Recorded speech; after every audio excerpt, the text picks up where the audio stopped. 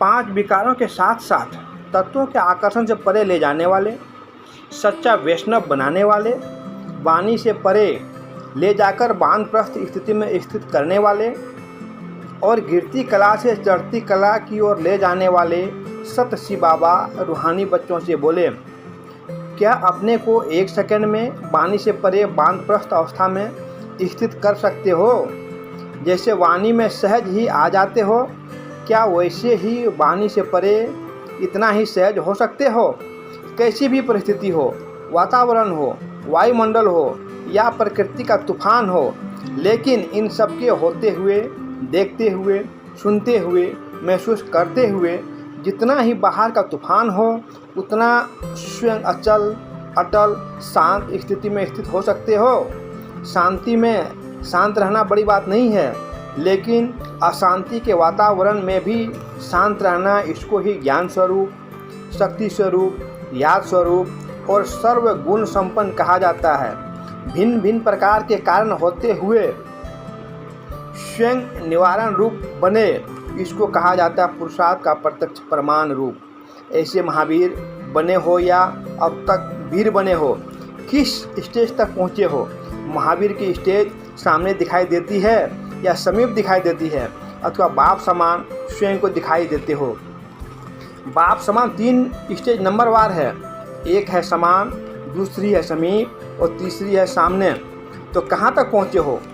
समान बनने वाले की निशानी 1 सेकंड में जहाँ और जैसे चाहे, जो चाहे वह कर सकते हैं, वह करते हैं। सेकंड स्टेज 1 सेकंड के बजाय कुछ घड़ियों में स्वयं को सेट कर सकते हैं। तीसरी स्टेज कुछ घंटों व दिनों तक स्वयं को सेट कर सकते हैं।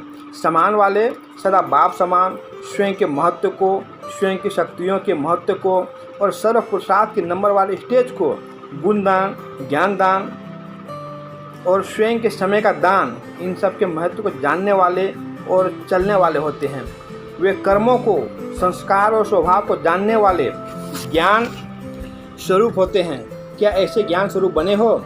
जितनी वाणी सुनने और सुनाने की जिज्ञासा रहती है, तड़प रहती है, चांस बनाते भी हो, क्या ऐसे ही फिर वाणी से परे स्थित में स्थित होने का चांस बनाने और लेने का जिज्ञासी हो? यह लगन स्वयं में उत्पन्न होती है या समय प्रमाण, समस्या प्रमाण व प्रोग्राम प्रमाण यह जिज्ञासा उत्पन्न होती है? फर्स्ट स्टेज तक पहुंची हुई आत्माओं की पहली निशानी यह होगी, ऐसी आत्मा को इस अनुभूति की स्थिति में मगन के कारण कोई भी विभूति व कोई भी हद की प्राप्ति का आकर्षण उन्हें उनके संकल्प तक छू भी नहीं सकता।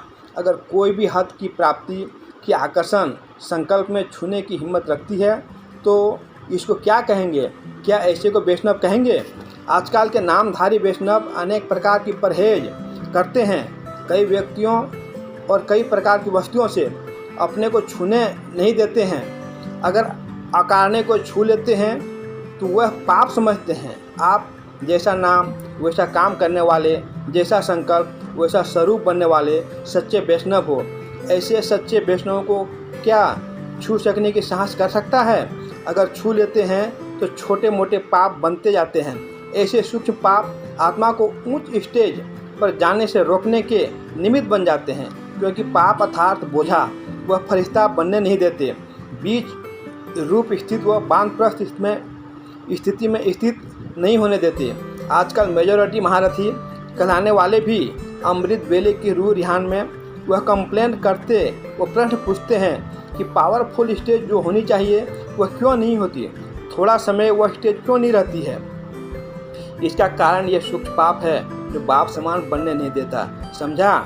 जैसे 5 विकारों के बस किए हुए कर्म विकर्म या पाप कर्म कहे जाते हैं, यह है पापों को मोटा रूप। ऐसे ही महान पुरुषार्थ अर्थात महारथी के सामने 5 तत्व अपनी तरफ भिन्न भिन्न रूप से आकर्षित कर महीन पाप बनाने की निमित्त बनते हैं। 5 विकारों को समझना और उन्हों को जीतना सहज है, लेकिन 5 तत्वों के आकर्षण से परे रहना यह महारथियों के लिए विशेष पुरुषार्थ है। जब इन 10 को जानकर इन्हों पर विजय प्राप्त करेंगे तब ही सच्चा दशहरा होगा। विजयादशमी इस स्थिति की यादगार है। महारथियों की चेकिंग महीन होनी चाहिए। हम तो सदा महफिल महफूज हुए हैं दाता तेरी याद में।